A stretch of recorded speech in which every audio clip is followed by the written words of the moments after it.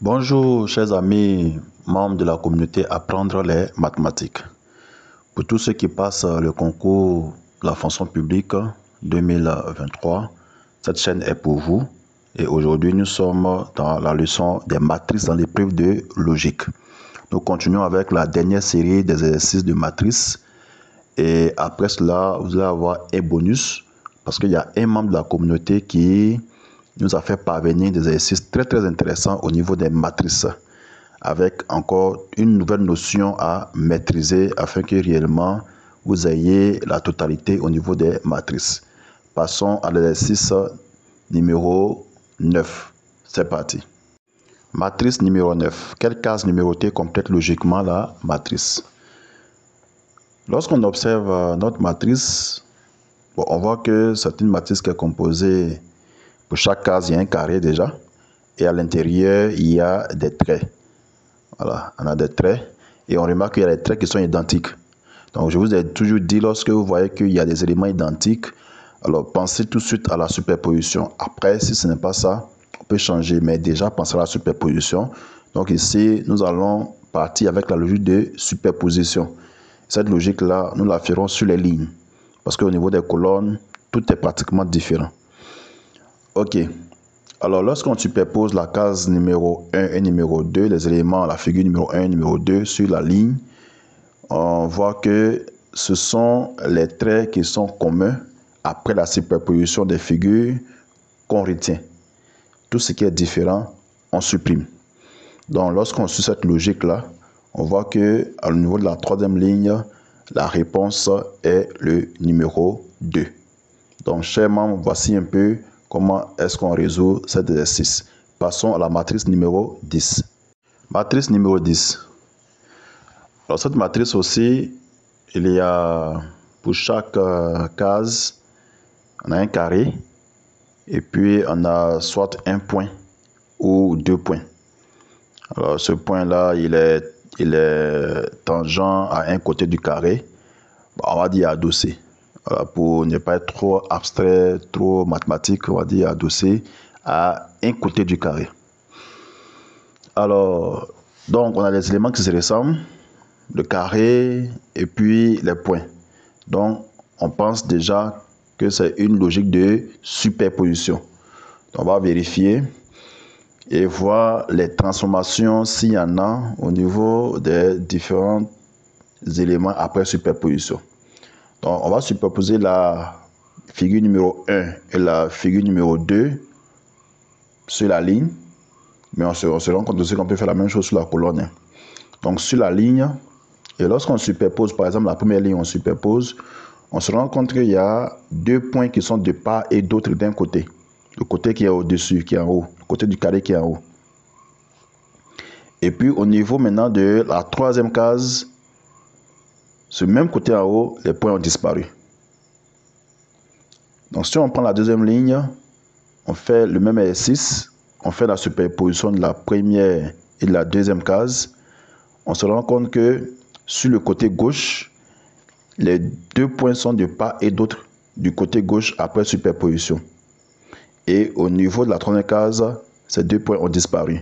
Il reste seulement que les seuls points qui sont sur le côté en haut et le côté en bas.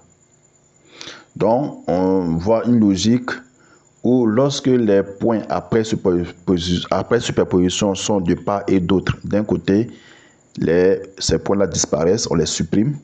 Donc, si on suit cette même logique au niveau de la troisième ligne, sur le côté gauche, après superposition, on voit que les deux points sont de part et d'autre du côté gauche. Donc, ces deux points doivent disparaître. Il va nous rester seulement que le point sur le côté qui est en haut, à l'intérieur du carré. Donc, c'est conforme uniquement à la réponse numéro A. Et si on fait le même cheminement, colonne par colonne, on tombe toujours sur la réponse numéro A. Donc, chers amis de la communauté, voici un peu comment on résout. C'est-à-dire que lorsqu'il y a la superposition, l'enjeu c'est de trouver la transformation qui est derrière cette superposition pour pouvoir trouver les résultats. Donc, vous devez faire attention pour que réellement vous ne vous trompiez pas sur cette transformation. Passons maintenant à la matrice numéro 11. Matrice numéro 11. Alors cette matrice,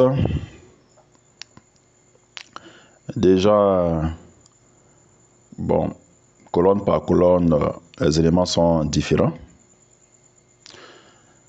Ligne par ligne, les éléments sont aussi différents. Sauf que là, on voit que la dernière, au niveau de la dernière case, c'est un assemblage de la première et la deuxième case. Donc là aussi, c'est une logique de superposition sur les lignes.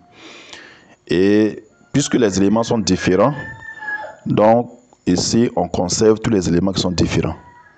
Donc si on suit cette même logique-là, donc dans la première ligne, on va voir, on a un losange, première case, un losange, deuxième case, un cercle tout noir. Donc, on voit que dans la troisième case, le losange est à l'intérieur du cercle. Donc, une superposition. Tout est conservé parce que tous les éléments sont différents. La deuxième ligne, on a un petit carré. Et puis, deuxième case, la deuxième ligne, on a un grand losange. Et on voit que le carré est dans le losange au niveau de la troisième case. Là encore, superposition, tous les éléments sont conservés parce qu'ils sont identiques. Donc, si on suit cette même logique, en dessous, je veux dire la troisième ligne, on a un petit rond, première case, un grand carré, deuxième case, donc forcément on aura le petit rond à l'intérieur de la grande case, noir bien sûr, dans la troisième case, et ça c'est conforme à la réponse numéro 3. Donc, chers membres de la communauté, voici comment on résout cet exercice 11, qui est une logique de superposition. Passons maintenant à la dernière matrice, la matrice numéro 12. Matrice numéro 12. Alors, la matrice numéro 12, déjà, tout de suite, lorsqu'on voit, parce qu'on commence à être habitué maintenant, hein, on voit que des éléments sont identiques sur une colonne ou sur une ligne. Donc, tout de suite, on va penser à la logique de superposition.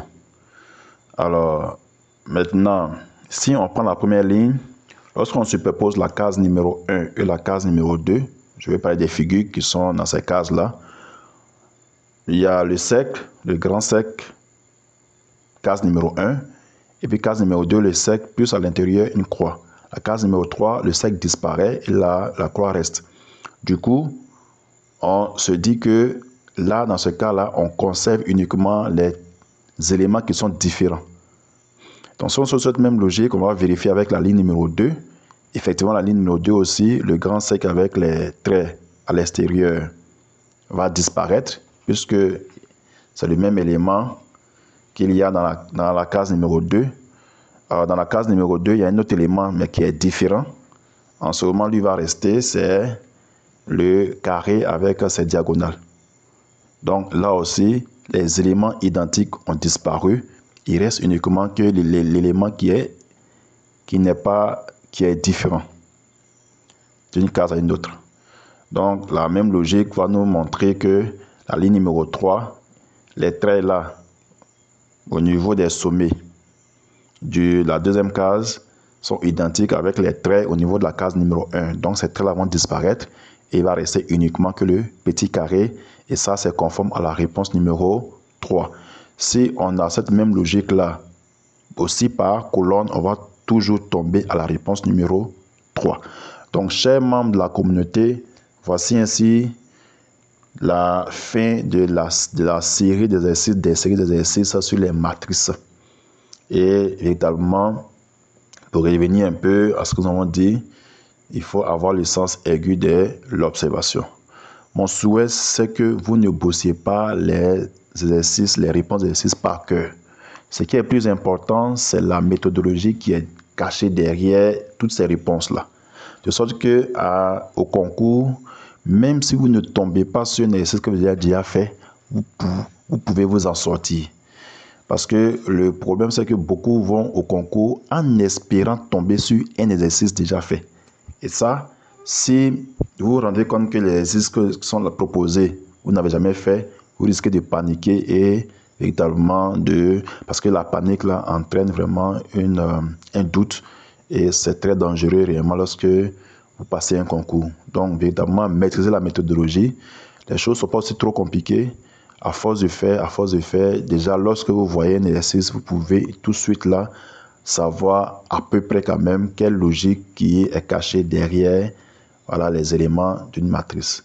Vraiment, bonne bosse à vous et à nous revoir pour la correction des exercices qui a été proposé par un des membres de la communauté. Vraiment, merci. Likez la vidéo, partagez-la et abonnez-vous pour ceux qui ne sont pas encore abonnés. Merci et véritablement, à plus.